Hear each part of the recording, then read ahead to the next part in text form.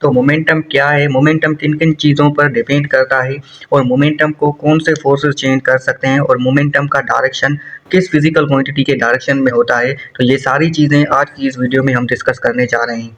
तो my self Junaid Ahmad, और आज हमारा जो पूरा जो MD-CAT सिलेबस में जो हमारा जो टॉपिक होगा वो हम डिस्कस करेंगे मोमेंटम के ऊपर। तो मोमेंटम को हम किस चीज़ से रिप्रेजेंट करते हैं, पी से रिप्रेजेंट करते हैं। मोमेंटम को पी से रिप्रेजेंट करते ऊपर से एरो बार में लगा देते हैं। एरो का मतलब ये है सिंपल कि मोमेंटम क्या है, ये चीज़ क्या है, वेक्टर है, और मोमेंटम का जो सिंबल है वो क्या है, पी है। अब मोमेंटम को हम डिफाइन कैसे कर सकते हैं, मोमेंटम क्या चीज़ है। मोमेंटम हमें ये चीज़ बताने में मदद करता है कि कोई भी अगर मूविंग बॉडी है, it tells us how it is easy और difficult to stop a moving body. अगर कोई भी बॉडी ऑब्जेक्ट है, सही है, कोई भी ऑब्जेक्ट है, वो अगर कंटिन्यूसली क्या कर रहा है, मूव कर रहा है, तो उसके उस स्टॉप करने के लिए, उसकी स्टेट चेंज करने के लिए, और स्टेट चेंज ऐसे नहीं होगी, न्यूटन फर्स्ट लॉ हमने पढ़ लिया है कि उस पर फोर्स लगेगा, कि स्टेट चेंज करने के लिए यानी उसको रेस्ट में लाने के लिए, रेस्ट में तो लाना ही लाना है, इस पे ऊपर कितना फोर्स लगेगा, यानी उसको कितनी डिफिकल्टी से या तो हम रेस्ट में ला सकते हैं या कितनी आसानी से उसमें रेस्ट में ला सकते हैं, यही चीज़ हमारे पास क्या कहलाती है, मोमेंटम कहलाती है। फॉर एग्जांपल अगर ट्रक मूव करती आ रही हो और आपके साथ जो है साइकिल भी मूव कर रही आ रही हो और इन दोनों की स्पीड सेम हो, तो आप बताओ कि आपको किसको जो है स्टॉप करना, कोई ये दोनों क्या कर रहे हैं, मूव कर रही हैं, तो इन दोनों को स्टॉप करना या रेस्ट में लाने के लिए किसको आसानी से आप रोक लोगे। साइकिल को आप आगे से ही जो है हाथ लगा के, हाथ वगैरह से ही आप क्या कर सकते हो, उसको रेस्ट में ला सकते हो। तो साइकिल तो ईजिली रेस्ट में आ सकती है, और ट्रक क्या हो सकती है, इसको डिफ़िकल्टी होगी रेस्ट में लाने के लिए। तो ये चीज़ हमें कैसे पता चली कि इसको डिफ़िकल्टी है, इसको आसानी से हम ला सकते हैं, इसको इजी तरीके से रेस्ट में ला सकते हैं, इसको डिफ़िकल्टी, ये सारी चीज़ क्या कहलाती है, मोमेंटम कहलाती है। और मोमेंटम की एक और डेफिनेशन है कि ये क्या है, it is the quantity of motion in the body. यानी जो मोशन है, एक होता है क्वांटिटी ऑफ मैटर, वो होता है मास, यानी इसमें मास कितना है, इसमें इसका वजन कितना है, वो अलग चीज़ है। यानी क्वांटिटी ऑफ मोशन, जो मोशन हरकत करने की जो मिकदार है, किस वो कितनी है वो। अब आप देखो कि ट्रक में जो क्या क्या था, ट्रक का क्या था, वजन ज़्यादा था, तो ट्रक में मोमेंटम भी ज़्यादा, ओवरऑल जो मोशन था उसमें, उसको स्टॉप करने इसलिए डिफिकल्टी था क्योंकि उसके पास मोशन ज़्यादा था, और मोशन ज़्यादा था तो उसको इसीलिए हमें क्या हो रही थी, डिफिकल्टी पेश आ रही थी उसको रेस्ट में लाने के लिए। तो इसीलिए हमारे पास क्या हो रहा था, उसको आसानी से नहीं ला रही थी। और साइकिल का क्या था, उसको उसके पास क्वांटिटी ऑफ मोशन जो थी, जो उसकी हरकत करने की जो एक मिकदार थी, वो क्या थी, कम थी। इस वजह से वो हमारे पास क्या आ गया, आसानी से इजीली तरीके से वो क्या किस चीज़ में आ गया, रेस्ट में आ गया। तो ये चीज़ आपने देख लेनी है कि ये क्या है, क्वांटिटी ऑफ मोशन इसको हम कह सकते हैं। और ये जो हमें पता था क्या चीज़ है कि मूविंग बॉडी को कितना आसान है रेस्ट में लाने के लिए, या कितना आसान है या कितना डिफिकल्ट है, उसको मेजर करने के लिए हमें क्या यूज़ करते हैं, किस चीज़ का यूज़ करते हैं, मोमेंटम का यूज़ करते हैं। अब मोमेंटम क्या है, प्रोडक्ट है। अब ये जो हमने दोनों उसको डिफाइन किया, उसको आपको समझाने की कोशिश की, ये हमने उसको क्वालिटेटिवली डिफाइन करने की कोशिश की। अब ये क्या है, हमारे पास क्वांटिटेटिव डेफिनेशन है कि मोमेंटम क्या है, प्रोडक्ट है, किस चीज़ का, मास और वेलोसिटी का जो प्रोडक्ट है हमारे पास, वो क्या चीज़ है, मोमेंटम है। तो मोमेंटम के पास हमारे फार्मूला आ जाता है, momentum equals to the mass into velocity.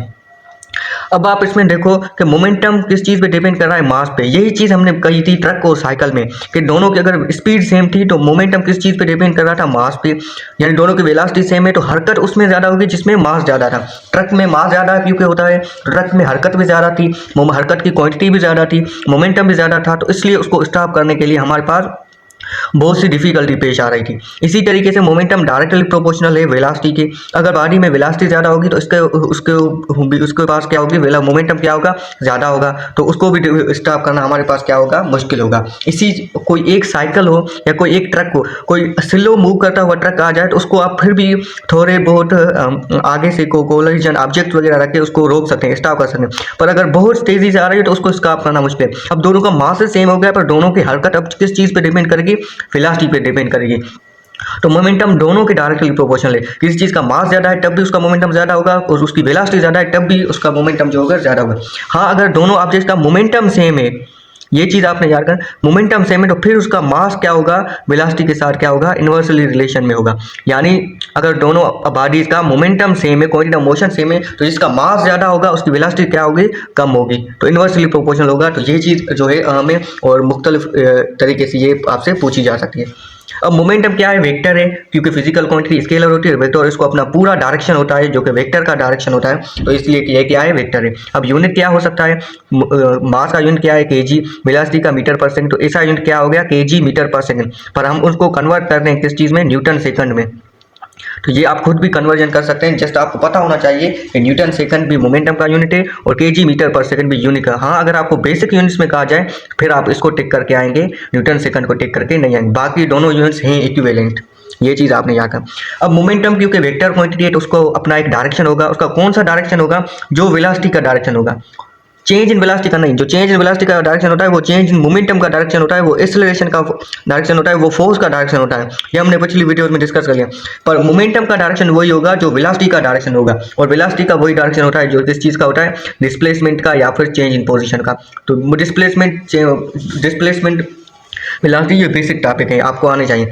अब इसका if the direction of velocity changes momentum, जाहिर सी बात है वेलोसिटी डायरेक्शन का चेंज करेगी तो वेलोसिटी खुद क्या है, वेक्टर है, तो वेलोसिटी भी क्या हो जाएगी, चेंज हो जाएगी। तो अगर डायरेक्शन वेलोसिटी का चेंज हुआ तो वेलोसिटी भी चेंज हो जाएगी, तो इस तरीके से मोमेंटम भी क्या हो जाएगा, चेंज हो जाएगा। तो समझ लिए। अब अगर आपको एक जो मैंने आपको यहीं पे भी नोट पॉइंट बताया था कि टू ऑब्जेक्ट्स का अगर हम एक नोट पॉइंट, अहम पॉइंट है जो आपसे पूछा जा सकता है एंट्री लेवल के ऊपर, कि अगर दो ऑब्जेक्ट्स के बाद सेम मोमेंटम है तो उनका मास और वेलोसिटी का रिलेशन कैसा बनेगा, इनवर्स रिलेशन बनेगा। फॉर एग्जांपल दोनों बॉडीज का मोमेंटम क्या है, 10 न्यूटन पर सेकंड। अब इनको प्रोडक्ट लाना है 2/5। अब किसी एक का क्या है, 2 kg मास है और किसी का क्या है, 5 kg मास है। अब जिसका 2 kg मास होगा उसकी वेलोसिटी क्या होगी, 5 होगी, और जिसका 5 kg मास होगा उसकी वेलोसिटी क्या होगी, 2 होगी।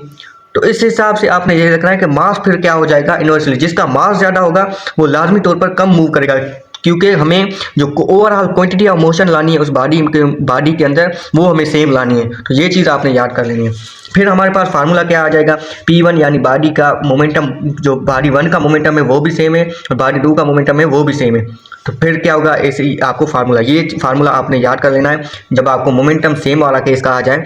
तो इस तरीके से आप इनको रीअरेंज वगैरह करके, अगर आपसे V2 दूसरे ऑब्जेक्ट की वेलोसिटी मांगे जाए रिक्वायर है तो उसको फाइंड करनी है तो उसको फाइंड करें, पहले ऑब्जेक्ट की वेलोसिटी फाइंड करनी है तो ऐसे ही कर सकते हैं, मासेस फाइंड कर सकते हैं। तो इस फार्मूले को आप यूज़ कर सकते हैं, मोमेंटम सेम वाले फार्मूले। Lighter object must move faster to same momentum, यही हमने चीज़ डिस्कस की। अगर मोमेंटम दोनों का सेम है, अगर सेम मोमेंटम है तो जिसका मास कम है, लाइटर ऑब्जेक्ट किस चीज़ को कहते हैं, जिसका मास कम है, मास कम है यानी वो क्या करेगी, फास्टर। फास्टर का क्या मतलब होता है, यानी उसकी वेलोसिटी क्या होगी, ज़्यादा होगी, किसके मुकाबले में, जो ऑब्जेक्ट क्या है, हेवी है, यानी जिसका मास क्या है, ज़्यादा है। तो ये चीज़ आपने याद कर लेनी। अब क्या है, any force can change momentum, कोई भी फोर्स जो हो ना वो मोमेंटम को चेंज कर सकती है। मैंने आपको पिछले वीडियो में ये भी कहा था कि फोर्स क्या होता है, rate of change of momentum होता है, यानी मोमेंटम पर सेकंड में कितना चेंज हुआ है। तो कोई भी फोर्स हो, चाहे वो पैरेलल में लगे, एंटी पैरेलल में लगे, परपेंडिकुलर लगे, मिकदार डिफरेंट हो सकता है चेंज होने का मोमेंटम का, पर चेंज कर लेगा। यही हम सारे जो होते हैं ना, ये काइनेटिक एनर्जी या वर्क के ऊपर लगते हैं। तो फिर क्या हो जाता है, वर्क जो होता है ना, जो परपेंडिकुलर फोर्स होता है वो वर्क को चेंज नहीं करता, क्योंकि वो डॉट प्रोडक्ट वगैरह यूज होता है, तो उस हिसाब से। बाकी आपने अगर मोमेंटम को चेंज करने की बात आ जाए तो मोमेंटम को कौन सी चीज़ जो है वो चेंज कर सकती है, तो वो पैरेलल फोर्स भी किस हिसाब से चेंज कर सकता है, कितना करेगा वो डिपेंड करता है। पैरेलल में मैक्सिमम करेगा, एंटी पैरेलल में भी चेंज करेगा, मैक्सिमम करेगा, पर उसमें वेलोसिटी जो है मोमेंटम की वो चेंज हो जाएगी। अपोजिट डायरेक्शन परपेंडिकुलर में भी लाजमी तौर पर चेंज करेगा। अगर वर्क या काइनेटिक एनर्जी का आ जाए तो परपेंडिकुलर में वो चेंज नहीं करता। बाकी पैरेलल, एंटी पैरेलल और परपेंडिकुलर, ये तीनों जो फोर्सेस होते हैं जिस भी बॉडी में लगेगा उसका मोमेंटम लाजमी तौर पर चेंज करेंगे। तो ये था आज का वीडियो, हमारा सिंपल मोमेंटम को डिस्कस किया, मोमेंटम के फार्मूला को, क्वालिटेटिव, क्वांटिटेटिव, और कम पढ़ा पर कुछ अहम सीखा एमडीकेट के सिलेबस से, ताकि आपको आने वाले लेक्चर्स में मुश्किल ना हो। अब हम जो हमारा नेक्स्ट वीडियो लेक्चर होगा, law of conservation of linear momentum को डिस्कस करेंगे और उसके मुख्तलिफ केसेस देखेंगे। तो that's all for today, thank you, जज़ाकल्लाह।